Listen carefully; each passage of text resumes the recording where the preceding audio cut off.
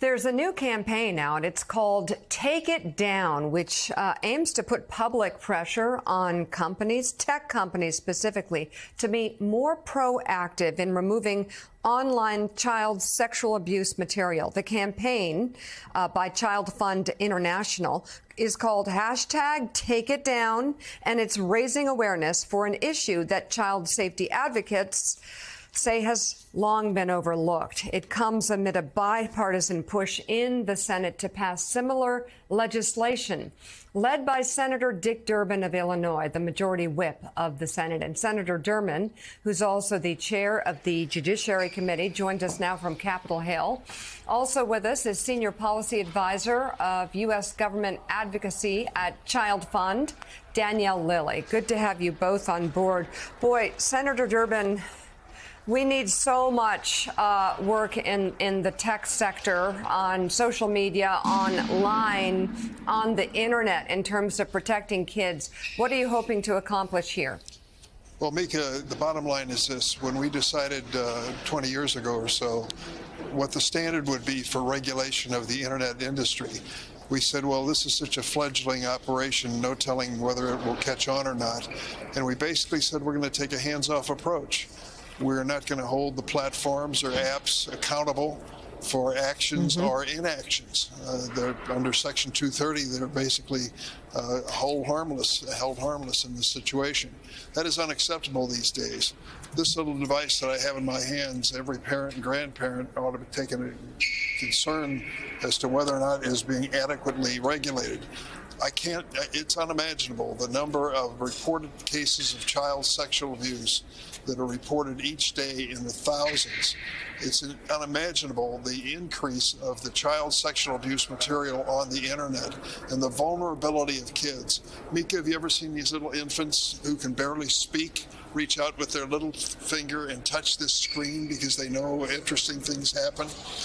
It's an indication that this is not only a distraction, it is a danger. The good news is that the Senate Judiciary Committee, on a unanimous vote, passed my CSAM bill, the Child Sexual Abuse Materials Bill, that finally holds the internet platforms and apps accountable for what they put online. It's such a huge issue. Danielle, tell us a little bit, if you could, about Take It Down, how it works. Sure. Thanks, Mika.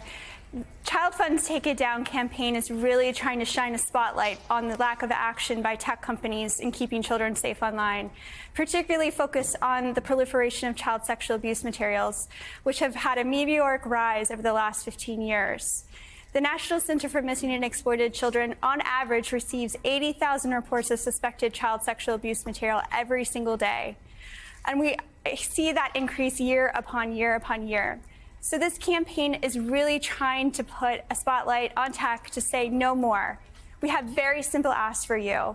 Detect child sexual abuse materials on your platform, report them to the appropriate authorities, and then remove them quickly so that the children that are having the worst experience depicted and captured in these materials are not continuously re-victimized.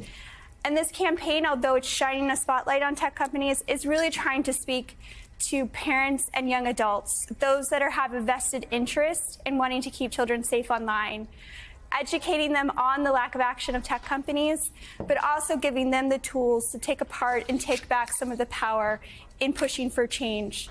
And we have a one-click tool on our website that will allow them to lift their voice and reach out to policymakers like Senator Durbin and others to make that change happen. So Danielle, the tech companies' online platforms, what has been sort of the early response from them, or what do you anticipate their willingness to go along with it, or what their objections might be?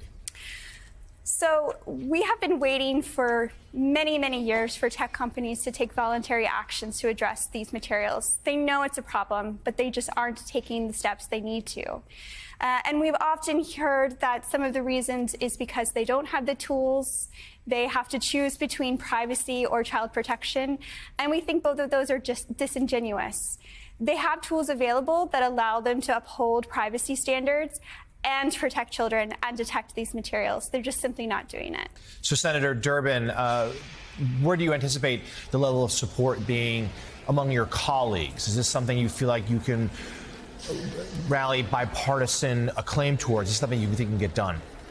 Well, I can just tell you, if you follow the Senate Judiciary Committee, no reason you would, you know that it represents the spectrum of political belief in this country, from the most conservative to the most progressive. And I will tell you, the vote on this issue was unanimous, both sides of the table voting for it. So that's a good signal. But I will tell you as well, big tech is not taking this sitting down. They are fighting along the lines that have just been outlined as to whether this is an invasion of privacy. But the bottom line is there is no constitutional protection for the sexual exploitation of children, period. And the fact that this is going on is outrageous. We think under this measure that I've introduced, if we make the platforms liable for civil liability, that they'll start paying closer attention. Some of the victims who find themselves being exploited by the publications on the internet have gone to these operations and said, take this down, and they've refused to do it. Even when they've been notified that what's been going on is sextortion or even worse, they just won't even act at all. They have to accept some responsibility, or more and more victims are going to result. So, Senator, you and I served together in the House, and so long ago that I think we both passed legislation that carved out Section 230. So long ago that it was another world ago. So long ago that I still have to ask myself, since we were trying to protect CompuServe and these startup companies that started the internet up from being put out of business for a stray comment in the comment section, it's now morphed into $1 trillion industry. And I'm just wondering how long do we give big tech a carve out that nobody else gets? How long do they live by their own set of rules? How long do people in Washington, D.C. sit back scared to treat them not differently than other people, not go after them? I love capitalism. I love entrepreneurs. I love success. But I also love fairness. When do they have to start living by the same rules that every other business owner lives by? Well, I tell you, it has to change, Joe, and you remember as I do that when it got started, we weren't sure where this industry was headed. We now know that it is a major factor in the United States economy and a major factor of life in America, for family life as well. Every parent and every grandparent knows what it means to finally turn to the child and say, get off the screens, for God's sake.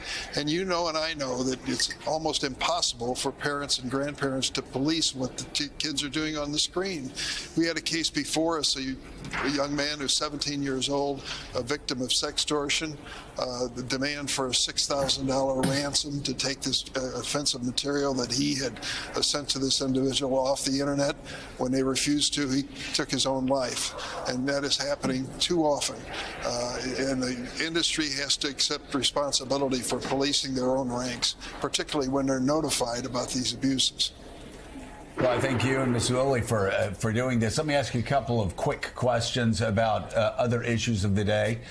Republicans, at least in the House, at least Chairman McCall, finally calling out Tommy Tuberville for doing everything he can do to guide America's readiness. When are Republicans in the Senate going to join in and start coming out and complaining every day about a man that, again, is stopping the Marine Corps from having their first commandant in 150 years and stopping two other services from having leaders? And as of October 1st, the question of the chairman of the Joint Chiefs of Staff vacancy is up in the air as well. I agree with Senator Schumer. This is a problem created by one Republican senator, and the Republican caucus has to make it clear in the Senate that they find this unacceptable and objectionable. Don't put your hand over your heart and give a speech about how much you love our military, and then look the other way when one senator from Alabama has decided to harm so many national heroes. They are heroes. America's military leaders who are moving up in the ranks to take control of our national defense. I think we need a sound, solid response from Congress, and it starts with Senator Tuberville's own party. You represent Chicago. Obviously, you understand about crime and the challenges of runaway crime rate. Chicago's been fighting it for decades. We now see, of course, cities on the West Coast, cities on the East Coast. And as I've said before, not just blue cities, but cities like Jacksonville, Monroe, Louisiana, Birmingham, Alabama, some of the highest crime rates in America. Now Washington, D.C., it's in the Washington Post today. Crime's out of control in Washington, D.C. You've got power over Washington. Your colleagues have power over Washington. How do you make it safe for even your own staffers to be able to work without having to worry about getting robbed or having their car stolen or getting killed? Joe, that's a perfectly legitimate question to ask of every member of Congress. And I'm doing my best in Chicago and in Illinois to try to reduce gun violence. But let's accept one reality. We live in a nation of some 320 million people and 400 million guns. The guns that are coming into Illinois and being used in crime are brought in from a lot of states' gun shows nearby. And that is part of the problem. Some of the firearms that are being used, 4th of July at Highland Park a year ago, that was a situation where a fellow on the roof of a business in 60 seconds fired off 83 rounds into a crowd, killing 7 people and injuring dozens of others. What in the world does anybody need a weapon that can discharge 83 rounds in 60 seconds? So let's get real about gun safety, too. Yeah, let's get real about gun safety. The question is, what's done for the crimes committed without a gun? Carjacking's up 110% over the past year in Washington, D.C. Assaults up double digits in Washington, D.C. Crime skyrocketing in Washington, D.C. And it's actually going against, and of course, homelessness skyrocketing everywhere. But it's going against national trends. What's happening in Washington, D.C.? Well, it's hard to put your finger on it for any given city. I've done my best to analyze Chicago and the challenges we face there. And there are crime intervention operations that are being successful. Some of this is going to take addressing issues that are really deep-seated in terms of poverty and the way children are being raised, to be very blunt with you. That's part of the situation. You can't pass a law that's going to change that overnight. But we've got to do everything within our power to make our streets safe. That's the first thing Americans ask. Give me a safe neighborhood, a safe town to live in, and then show me the schools, and I'll make my decision on where I want to live. But what you've raised, every single point is valid.